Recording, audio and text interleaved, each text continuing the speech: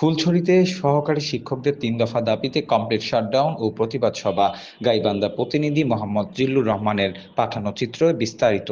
গাইবান্ধার ফুলছড়ি উপজেলার সহকারী শিক্ষকদের ৩ দফা দাবি আদায়ে আজ সকালে উপজেলা পরিষদ চত্বরে অনুষ্ঠিত হয়েছে কমপ্লিট শাটডাউন ও প্রতিবাদ সভা।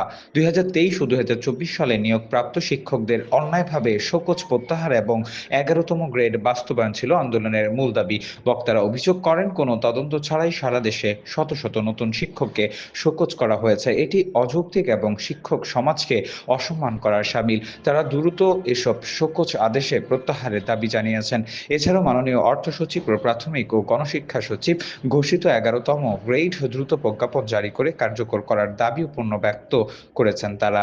মূলত হচ্ছে গত 10 তারিখে অর্থ মন্ত্রণালয় এবং আমাদের মন্ত্রণালয় যৌথ আমাদের কেন্দ্রীয় নেতৃবৃন্দের সঙ্গে আলোচনায় সরকার প্রতিশ্রুত 11তম গ্রেড 10 এবং 16 বছর পূর্তিতে উচ্চতর গ্রেড এবং শতভাগ পদোন্নতি যা সরকার ইতিমধ্যে মেনে নিয়েছেন এবং সেইটি আবার প্রেস আকারে প্রেরণ করেছেন, যা প্রধান উপদেষ্টার কার্যালয়তে প্রেরিত হয়েছে। কিন্তু কিছু বিষয় যেটা একদিনের ব্যাপার, সেগুলোর সমাধান না হয় আমরা কেন্দ্রীয় নেতৃবৃন্দর কথা মতো আমরা এখানে কর্মবিরতি পালন করছি এবং এখন শাটডাউন পালন করতেছি।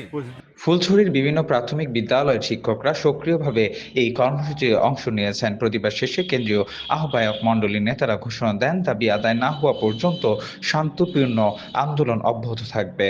যে মহাসমাবেশ হয়েছিল ঢাকায়, সেখানে আমাদেরকে যে প্রতিশ্রুতি দেওয়া হয়েছিল সেই প্রতিশ্রুতি বাস্তবায়ন হয়নি।